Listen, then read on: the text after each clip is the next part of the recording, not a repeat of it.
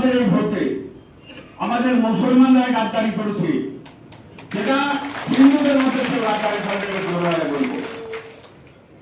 মোনাফিকের গাদ্দারি এই ইরানি আমাদের মধ্যে থেকেই করেছে। মাথায় রাখবেন, ওসব গাদ্দারি ওরা মোনাফিক আমি পরোয়া করি না। আমার সাথে যারা মোনাফিক করেছে 100% বলবো, সেই মুনাফিক তারা হচ্ছে মুসলিমদের মধ্যে, তারাই আমার সাথে গাদ্দারি করেছে এবং আমার বিরুদ্ধে ভোট দিয়েছে। এটা মাথায় রাখবেন।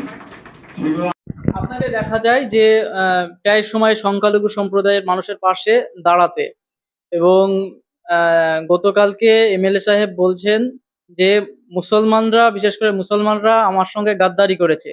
আপনার এই মুসলমানদের পাশে দাঁড়ানো তার ভোট ব্যাংকে কি প্রভাব ফেলেছে, সেটাই কি মনে করছেন? তার কারণে কি বলতে চাইছেন যে গাদ্দারি করেছে? দেখুন, সব থেকে বড় গাদ্দার যদি বলেন তাহলে আমাদের যিনি এই উক্তি করেছেন নিয়ামত শেখ, উনি হরিয়ারপাড়ায় আসেন, হরিয়ারপাড়ার কোন উন্নতিটা করেছেন? আর এই মুসলমান সমাজের কথা বলছেন। দেখুন, আর আমার সংখ্যালঘুদের পাশে দাঁড়ানোর কিছু নেই। আমি না মুসলমানের পাশে দাঁড়িয়েছি, না হিন্দুদের পাশে দাঁড়িয়েছি। আমি সাধারণ মানুষের পাশে দাঁড়িয়েছি। যে শিক্ষা আমাকে আমার দল দিয়েছে, আমি সেই শিক্ষায় শিক্ষিত। ভারতীয় জনতা পার্টি কখনো হিন্দু মুসলমানে বিশ্বাসী নয়। ভারতীয় জনতা পার্টি মানুষে বিশ্বাসী। আর নিয়ামত শেখ এই যে মুসলমান মুসলমান করে কথা বলছেন, গদ্দারের কি আছে? আজকে 15টা বছর এখানটায় উনি বিধায়ক ছিলেন। বহরমপুর থেকে আসেন, কি করতে আসেন? হরিয়ারপাড়া থেকে টাকা তুলতে, হরিয়ারপাড়ার মানুষকে শোষণ করতে। আজকে দেখুন, প্রত্যেকটা জমিতে যখন একটা জমি বিক্রি হয়, সেখান থেকে কাটমানি যায়। রেজিস্ট্রি অফিসে যান, সেখানে কাটমানি।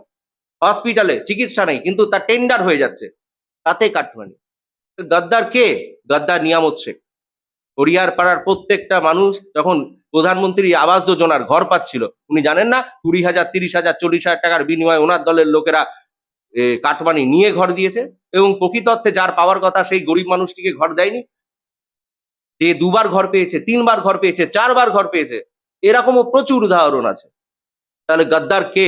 গদ্দার নিয়ামত শেখ, গদ্দার তৃণমূল কংগ্রেস।